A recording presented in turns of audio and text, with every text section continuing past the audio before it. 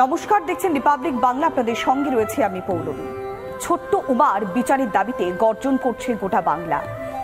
ছোট্ট উমার বিসর্জনের মধ্য দিয়ে এবার মর্তে আগমন ঘটছে দেবী দুর্গার।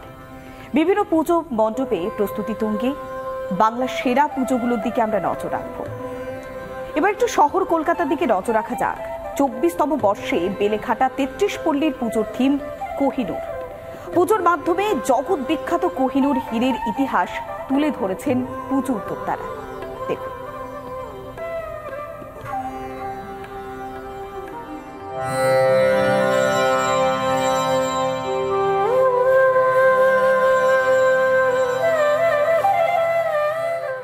কলকাতার অত্যন্ত নামী এই বেলেঘাটা 33 পল্লীর এবছরের পুজো প্রাক রজত জয়ন্তী বর্ষ অর্থাৎ 24তম বছরে এবারের পুজো মণ্ডপ সাজানো হয়েছে।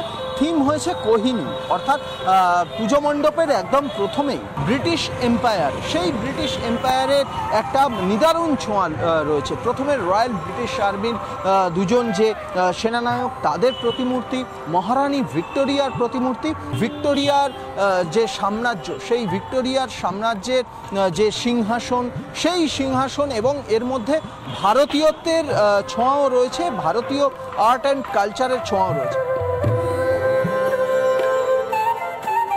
বিশ্ববিখ্যাত বহুমূল্য কোহিনূর হীরা, সেই কোহিনূর হীরাকে নিজেদের করায়ত্ত করতে সুলতানি যুগের সম্রাটরা, কখনো বা ব্রিটিশ এম্পায়ার, ব্রিটিশরা নিজেরা চেষ্টা করেছে এবং সেই ব্রিটিশদের যে চেষ্টা, তার আগে ভারতে যে সুলতানি সাম্রাজ্য ছিল, সেই সুলতানি সাম্রাজ্যের বিভিন্ন রূপ এখানে ফুটে উঠেছে।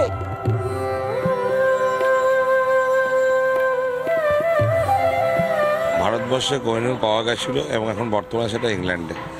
এই যে জার্নিটা, এর মাঝখানে কিন্তু অনেক হাত বদল হয়েছে এই কোহিনূরের। সেই জানা অজানা অনেক ইতিহাস লুকিয়ে আছে। তাই জানা অজানা অনেক ইতিহাস দেখতে গেলে 33 পল্লীতে আসতে হবে। কোহিনূর সম্বন্ধে বিশদ আপনারা এখানে এলে বুঝতে পারবেন।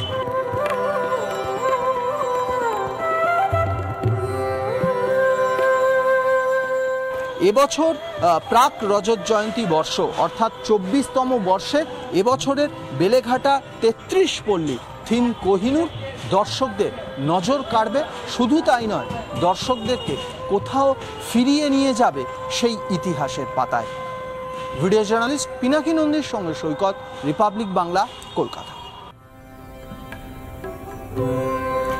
আমরা দেখাচ্ছিলাম যে বেলেঘাটা 33 পল্লীর পুজো মণ্ডপ, যেখানে কোহিনূর হীরের গুরুত্ব, তার মাহাত্ম্য তুলে ধরা হয়েছে। এর পাশাপাশি আমরা একটু দক্ষিণ কলকাতায় পাড়ি দিই, সুরুচি সংঘের দিকে নজর রাখি। কেননা সুরুচি সংঘ মানে একটা থিমের ঘনঘটা প্রতি বছর থাকে। এবারে তাদের মণ্ডপ সজ্জাতেও বেশ খানিকটা অলঙ্করণ রয়েছে, একাধিক ভাবনা চিন্তা রয়েছে। পুরনো দিনের যে ট্যাক্সি, সেই গুরুত্ব এবং একই সঙ্গে পুরনো হারিয়ে যাওয়া জিনিসপত্র ব্যবহার করা হয়েছে পুজো মণ্ডপে। আমরা সরাসরি যাব, আমাদের প্রতিনিধি অনুপম রয়েছে আমাদের সঙ্গে। অনুপম, এবার সুরুচি সংঘের পুজোর ভাবনাটা কেমন? প্রত্যেক বছরই তাদের থিমের ছোঁয়া থাকে, প্রত্যেক বছর দর্শকদের নজরকারী। এবারে ঠিক কোন ভাবনায় সেজে উঠেছে সুরুচি সংঘের পুজো মণ্ডপ? অনুপম।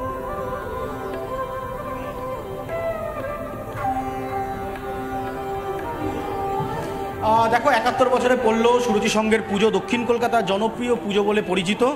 এইবারে গোটা মণ্ডপটা সাজানো হয়েছে, পুরনো সমস্ত জিনিসগুলোকে এক জায়গায় এনে ইনস্টলেশন করা হয়েছে।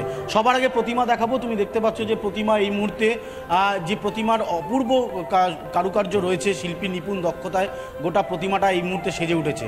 স্বাভাবিকভাবে আর কিছুক্ষণের মধ্যে মুখ্যমন্ত্রী মমতা বন্দ্যোপাধ্যায় তিনি আনুষ্ঠানিকভাবে উদ্বোধন করবে।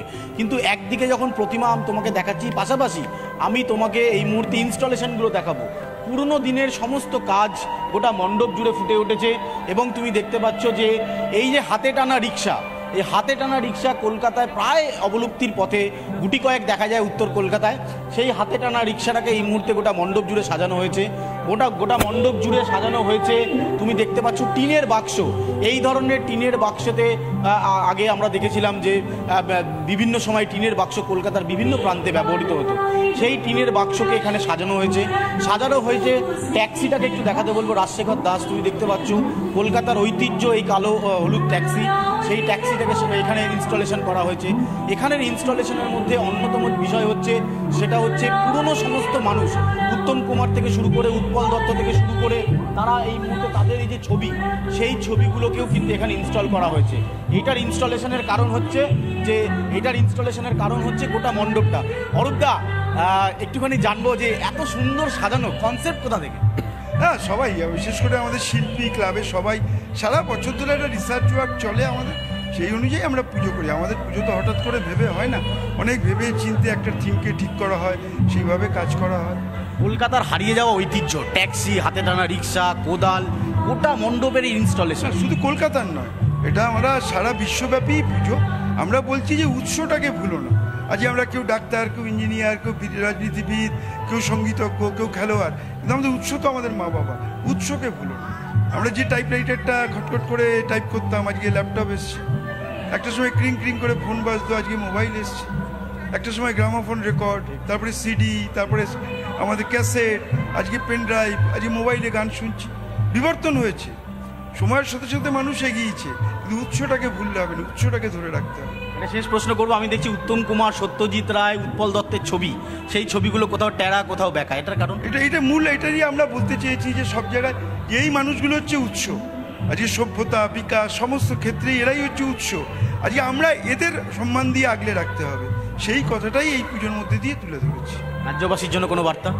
রাজ্যবাসীর জন্য সবাইকে বলবো, আসুন দেখুন, সবাই মিলে এত ভালো একটা কাজ, এবং সবাই নিজের জীবনে পুরনো এবং মা বাবাকে সবাই যত্ন করুন। একদমই তাই। অরূপ বিশ্বাস ছিলেন আমাদের সাথে। আমরা আরও একবার একটু এই ইনস্টলেশনে যেটার কথা বলছিলাম, রাজশেখর দাস সেই ছবি দেখাচ্ছে, তুমি দেখতে পাচ্ছ পুরনো দিনের সমস্ত জিনিসগুলোকে এক জায়গায় করে গোটা মণ্ডপের ইনস্টলেশনের কাজ কিন্তু এই মুহূর্তে সুরুচি সংঘ করেছে। স্বাভাবিকভাবে সুরুচি সংঘের এবারের পুজো এই অভিনবত্বের ছোঁয়া। পুজো উদ্যোক্তারা, অরূপ বিশ্বাস এখানকার প্রধান পৃষ্ঠপোষক, তারা আশা করছেন যে শহরবাসী এটা নিশ্চিতভাবে আপন করে নেবে এবং এই পুজো মণ্ডপে আসবে এবং দর্শনার্থীরা। অনুপম, বোঝাই যাচ্ছে বিবর্তনের সঙ্গে আমাদের পুরনো যে সমস্ত জিনিসপত্র, পুরনো যে সমস্ত সংস্কৃতি, সেগুলো যেন কালের স্রোতে হারিয়ে যাচ্ছে। সেই হারিয়ে যাওয়া জিনিসগুলোকে এবার পুজো মণ্ডপে প্রাধান্য দিয়েছে সুরুচি সংঘের পুজো। সেই ছবি তুলে ধরছিলেন আমাদের প্রতিনিধি অনুপম।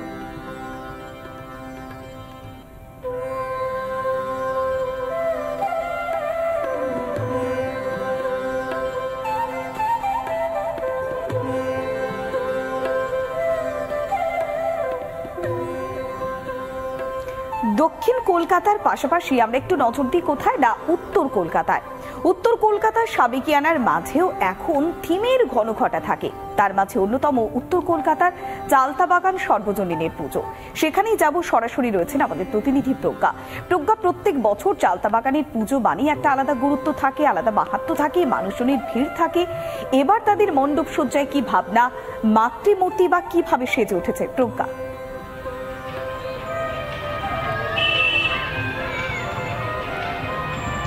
দেখো, আমি দাঁড়িয়ে আছি চালতাবাগান দুর্গাপুজো, যা উত্তর কলকাতার একটা অত্যন্ত জনপ্রিয় নাম।